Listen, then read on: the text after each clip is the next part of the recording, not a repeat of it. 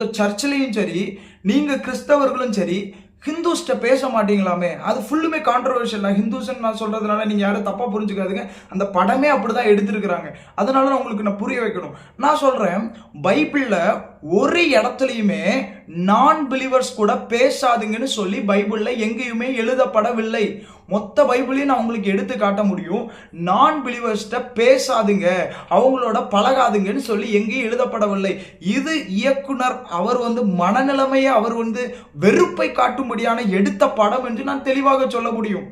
ஏன்னா பைபிள்ல 1 கொரிந்தியர் 5ஆம் அதிகாரத்துல 9ஆம் வசனம் 10ஆம் வசனத்துல எழுதப்பட்டிருக்குது, இந்த உலகத்துல உள்ள பொல்லாத பாவிகள் இருப்பாங்க, அந்த பாவிகள்கிட்ட கூட நீ என்ன பண்ணு, நீ களவாதிரு அப்படின்னு அவர் சொல்லவில்லை.